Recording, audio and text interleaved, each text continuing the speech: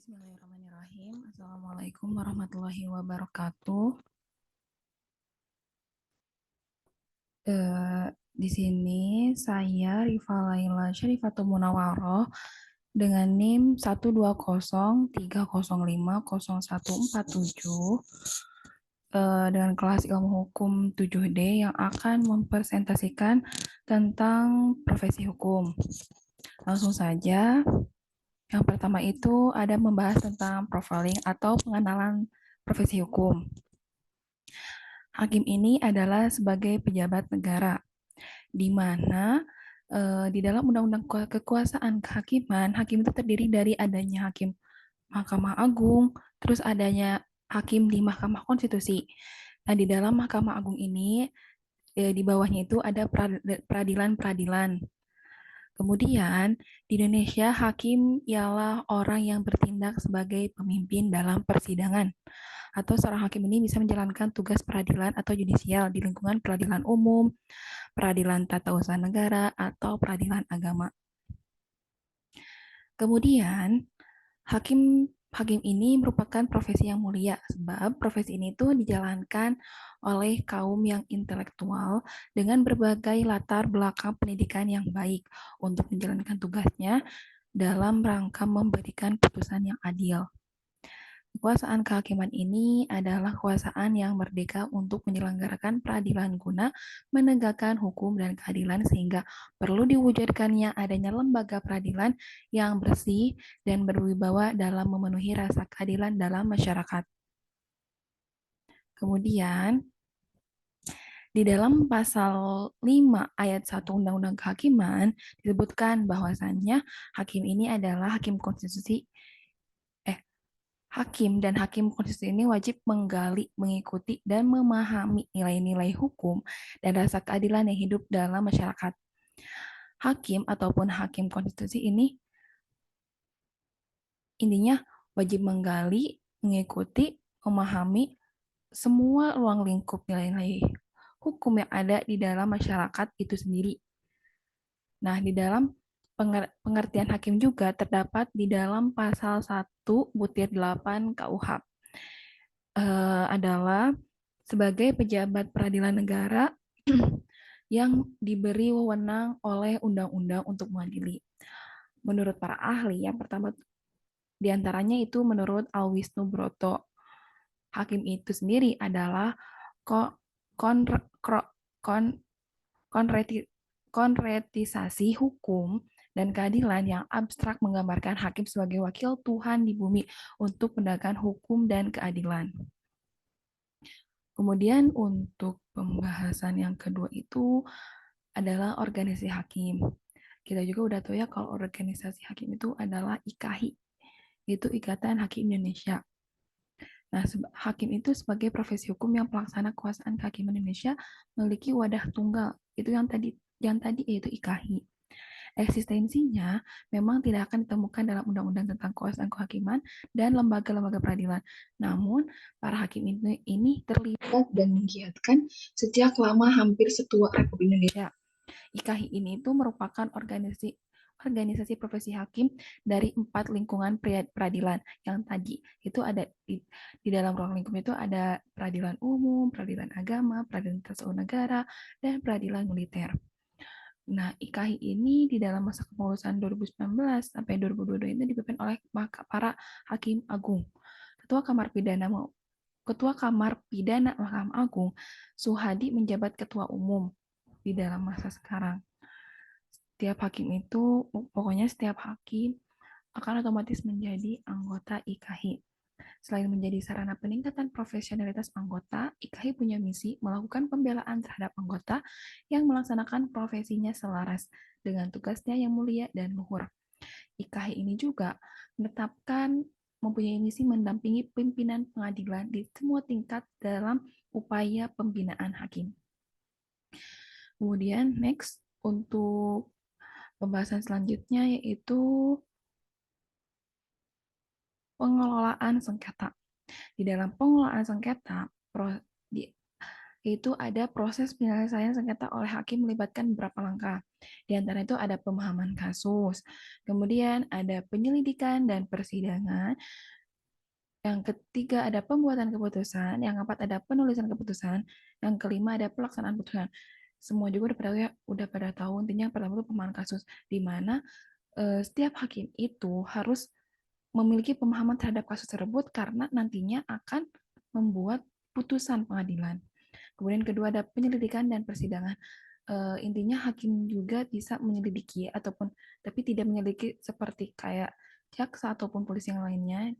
Dan di dalam persidangan juga harus uh, menjadi penengah gitu. Untuk yang selanjutnya ada pembuatan keputusan, itu udah tahu. Terus ada penulisan di dalam semua majelis hakim tuh pertama tuh ada untuk perundingan di dalam majelis hakim, apakah si putusan tersebut akan dikabul ataupun atau akan ditolak ataupun atau cacat hukum atau bagaimana, itu di dalam suatu perkumpulan majelis hakim. Kemudian terakhirnya ada pelaksanaan putusan di mana yang di akhir tuh dibacakan di dalam persidangan. Proses penyelesaian sengketa oleh hakim ini harus memastikan keadilan dan kepatuhan terhadap hukum. Keberadaan hakim yang independen, netral, dan adil sangat penting dalam menjaga integritas sistem peradilan serta memastikan kepercayaan masyarakat terhadap keadilan. Next. Dan yang selanjutnya ada tentang kode kode etik profesi. Yaitu yang pertama tuh ada tentang pengawasan hakim, di mana hakim juga diawasi oleh Komisi Yudisial yang tercantum di dalam Undang-Undang Nomor 18 Tahun 2011 tentang perubahan Undang-Undang Nomor 22 Tahun 2004, di mana Komisi Yudisial ini mempunyai tugas yang pertama melakukan pemantauan dan pengawasan perilaku hakim. Kemudian, menerima laporan dari masyarakat berkaitan dengan pelanggaran kode etik dan atau pedoman perilaku hakim.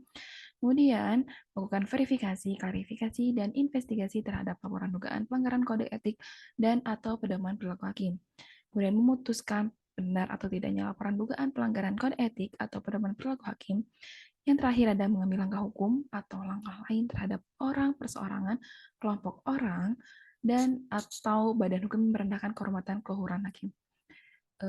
Untuk di masa sekarang mungkin sebenarnya udah tahu mungkin ya, di dalam jadi intinya di dalam semua tugas-tugas Komisi Yudisial ini dalam melakukan pemantauan, beri laporan, melakukan verifikasi, memutus benar atau tidaknya, mengambil langkah hukum, yaitu dicontohkan dalam kode etiknya si hakim di dalam Mahkamah Konstitusi yang memperlakukan tentang yang mengkabulkan yang mengkabulkan yang mengkabulkan kasus penetapan usia capres cawapres lah, mungkin dari sana juga kelihatan ya, tentang bagaimana ketua hakim konstitusi yang dicabut sebagai ketuanya dan sekarang menjadi anggota dan telah melanggar kode etik.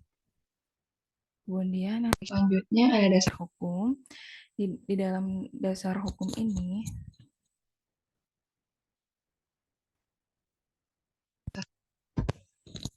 dan ada dasar hukum. Di dalam dasar hukum ini yang pertama di dalam pasal 20, pasal 24, pasal 24A, pasal 248 Undang-Undang Negara Republik Indonesia tahun 1945. Kemudian ada Undang-Undang Nomor 48 tahun 2009 tentang kekuasaan kehakiman. Kemudian ada Undang-Undang Nomor 18 tahun 2011 tentang perubahan atas Nomor 22 tahun 2004 Undang-Undang tentang Komisi Yudisial dan masih banyak lagi. Kemudian masyarakat ini dapat berpartisipasi dalam rangka menjaga menekan kehormatan, keluhuran martabat, serta perilaku hakim dengan melaporkan dugaan pelanggaran kode etik dan pedoman perilaku hakim ke Komisi Yudisial. Kemudian untuk peraturan kode etik dan pedoman perilaku hakim, peraturan nomor 4 tahun 2013 tentang tata cara penanganan laporan masyarakat. Next. Sebentar. Next. Nah, selanjutnya tuh ada tentang prosedur laporan pengaduan kode etik hakim. Bisa dilihat ya di sini. Untuk prosedurnya, yang pertama adalah laporan masyarakat, itu ada tahapan registrasi, tahap panggilan untuk pemeriksaan, ada tahapan pengambilan putusan. Gitu. Terus yang sebelahnya ada tentang ada beberapa langkah, adanya pemeriksaan laporan, ada pemeriksaan alat bukti, mendengarkan keterangan pelapor, mendengarkan keterangan saksi, mendengarkan keterangan ahli, memeriksa rangkaian data ataupun semuanya, dari pemeriksaan alat bukti, hasil pemeriksaan dituangkan dalam BAP. Next, kemudian yang terakhir. Kemudian selanjutnya ada skema persidangan kode etik. Nah, ini untuk skema di dalam sebuah persidangan kode etik hakim. Yang hitam itu adalah hakim ketua, kemudian didampingi oleh hakim anggota. Di sini ada sekretaris, ada kursi di depan majelis hakim di sini. Terus ada kursi di depan majelis hakim. Terus ada dari pelapor, terlapor, para hadirin. Kemudian ada batas pengunjungan sidang. Next, kemudian yang terakhir ini ada yaitu mekanisme penyelesaian sengketa etik profesi hakim. Di dalam mekanisme penyelesaian sengketa etik profesi hakim, biasanya itu melibatkan lembaga atau badan khusus yang bertanggung jawab untuk menangani keluhan atau tuduhan terhadap perilaku yang dianggap melanggar kode etik hakim. Di banyak negara tuh mekanisme ini dapat berbeda, tetapi beberapa elemen umumnya meliputi yang pertama pengaduan atau keluhan, kemudian ada lembaga pengawas atau komite etik, kemudian ada penyelidikan dan proses hukum, kemudian ada pengambilan keputusan, dan yang terakhir adalah pengawasan lanjutan. Uh,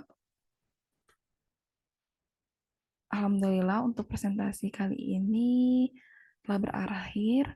Terima kasih. Mohon maaf apabila ada kesalahan atau mohon maaf bila ada kesalahan. Terima kasih. Wassalamualaikum warahmatullahi wabarakatuh.